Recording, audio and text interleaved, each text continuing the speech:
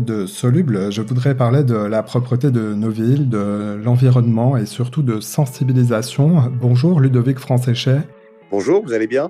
ça va bien et vous? Merci d'être dans Soluble. Vous êtes certainement l'un des éboueurs les plus connus de France et notamment grâce à vos vidéos postées sur les réseaux sociaux et notamment sur le réseau social TikTok où vous cartonnez. D'abord, pour vous présenter, expliquez-moi quel a été votre déclic, ce qui fait que vous avez décidé de prendre la parole, de filmer votre quotidien d'éboueur à Paris et de le partager. Alors en fait, ça a démarré quand il y a des personnes qui nous ont limite insultés et même qui nous ont sifflé en nous demandant de nous dépêcher. J'étais derrière au cul du camion, on appelle ça, donc j'étais Reaper. Et ils nous ont dit dépêchez-vous, ça le fonctionnaire, etc. Je dis oulala, c'est pas possible qu'on nous parle comme ça. Et, euh, et j'ai demandé à mon binôme qu'il me prenne en photo, qu'il fasse une petite vidéo et pour qu'on puisse montrer notre métier, la pénibilité, etc. Et ben, ce jour-là, quand j'ai mis la vidéo sur TikTok, elle a fait 345 000 vues d'un seul coup. Incroyable. Ouais. Et voilà, donc après, j'ai eu un peu peur de TikTok parce que je connaissais pas, c'était la première fois. Je me suis dit, oulala, mon téléphone, il avait des notifications dans tous les sens. Et j'ai laissé un peu tomber. Et après, 6 mois après, j'ai repris TikTok et je me suis aperçu que je pouvais faire des lives. Et tout s'est enchaîné. Donc, live, sensibilisation, voilà. Alors, vous faites cela, vous l'avez dit, d'abord pour montrer votre métier d'éboueur, et puis il y a cette sensibilisation qui est rapidement arrivée. Cet instrument que sont les réseaux sociaux vous permettent de faire passer des messages. Votre objectif principal, quel est-il et quel est votre message au jour le jour, quelque part? C'est ça. Alors, mon objectif, c'est de sensibiliser le maximum de monde. Mais finalement, je n'ai pas vraiment d'objectif parce que c'est toujours plus, plus, plus, plus, plus. Et ensuite, mon message, il est simple, c'est jetons à la poubelle. Voilà. Il faut démarrer par quelque part. Et pour avoir une planète propre, il faut déjà jeter à la poubelle. Et nous, les éboueurs, on est en première ligne pour ça, justement. Et du coup, ben, que ce soit du côté professionnel ou dans ma vie privée, ben, j'essaie de sensibiliser sur ce message-là. Jeter à la poubelle, c'est le geste le plus utile que les citoyens peuvent faire pour vous aider dans votre métier et garder un environnement propre. Exactement. Donc, c'est le premier geste, en fait. Alors après, bien évidemment, il y a le tri. Donc là, après, on accentue, en fait, tous ces gestes-là. Mais le plus important, c'est déjà de penser à jeter à la poubelle. Parce que beaucoup ne le pensent pas, ou alors ils l'ont pensé puis ils le font plus. Et donc, je prends l'exemple des adultes, ils ont besoin d'une mise à jour, hein, d'accord? Et, euh, et là, je fais de la sensibilisation dans les collèges. Et du coup, c'est des enfants de 12, 13 ans, 14 ans, et ben, ils sont beaucoup plus réactifs que nous, hein. Alors, qu'est-ce que vous leur dites et comment ils reçoivent votre message? Vous leur donnez des exemples sur votre métier? Vous leur parlez de la planète? Exactement, exactement. Donc, je leur donne des exemples sur mon métier. Et par contre, quand ils arrivent dans la salle, ben moi, auparavant, j'ai déjà souillé la salle. Donc, j'ai mis des papiers, des bouteilles un peu partout. Et je regarde leur réaction. Et effectivement, ils se baissent pour pouvoir ramasser les déchets, contrairement à un adulte qui, lui, ne se baissera pas.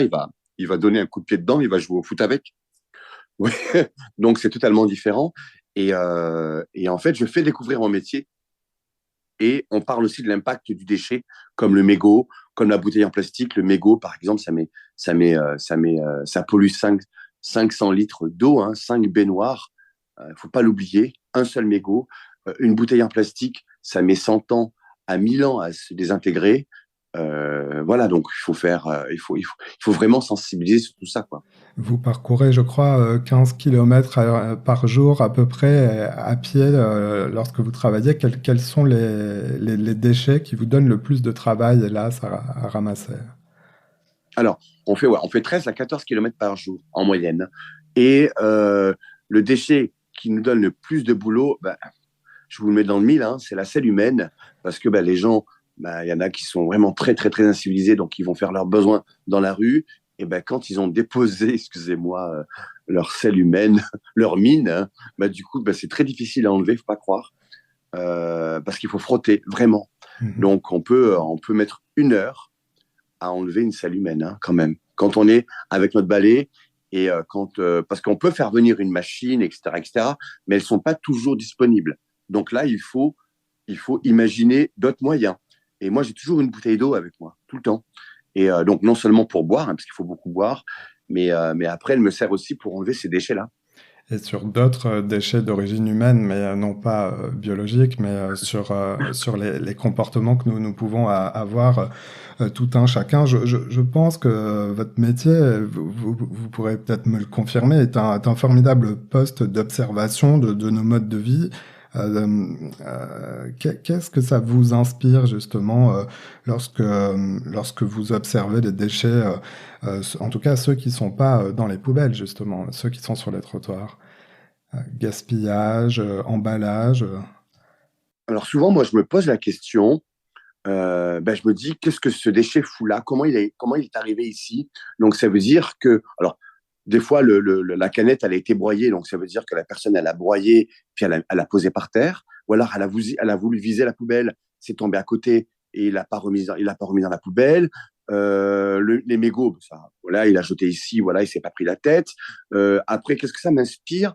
Ben, des fois, on voit l'intimité des gens aussi, hein, parce ben, je trouve aussi des serviettes hygiéniques, hein, par exemple.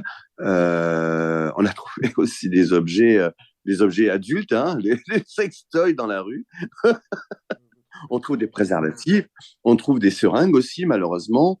Voilà, hein, donc on trouve de tout, des vêtements aussi, mais vraiment de tout, vraiment. Finalement, quelle est votre principale explication selon laquelle en France, dans nos villes et d'ailleurs dans nos campagnes aussi, on n'utilise pas assez le réflexe citoyen de jeter à la poubelle? Y a-t-il un problème de conscience, de citoyenneté, d'équipement? Peut-être qu'il n'y a pas assez de poubelles aussi.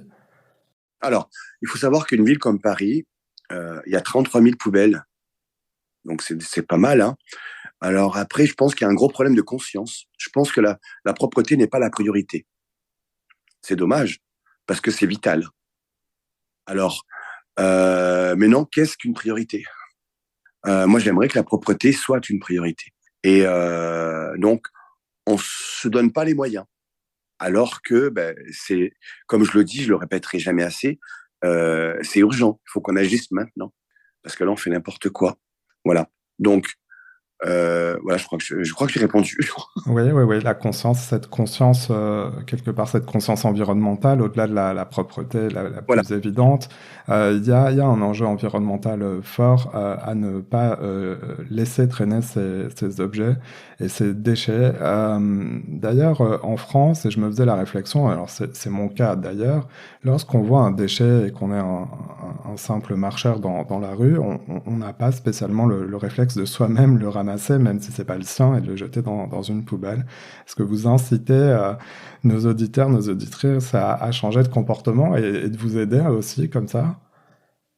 Ah oui, complètement. Et je le fais donc dans la rue. Donc, il y a des gens qui me regardent, hein, et ils me disent merci. Mais je dis, ben, de rien. Mais bon, si un jour vous avez envie de faire la même chose, n'hésitez pas. Voilà. Je fais ça aussi dans les transports. Dans les transports, parce que beaucoup laissent leurs déchets dans les transports, sur les sièges, sous les sièges. Ils collent leur chewing-gum, etc. Enfin, c'est n'importe quoi, hein. Il y a énormément de laisser-aller. Il y a un manque d'éducation. Mais c'est alors incroyable. C'est incroyable, ce manque d'éducation. Et du coup, ben, c'est ça qu'il faut changer. C'est tout ça, en fait. Il faut réellement changer nos mentalités et changer nos gestes. Voilà. Le jeter par terre devrait être banni de notre humanité. Le jeter par terre, on devrait bannir ce geste-là, quoi. Lorsque vous intervenez auprès des publics scolaires ou même les réactions que vous pouvez recueillir à travers vos réseaux sociaux, ça vous rend quand même optimiste de voir qu'il y a tout un mouvement, en tout cas une communauté, tout un ensemble qui vous écoute.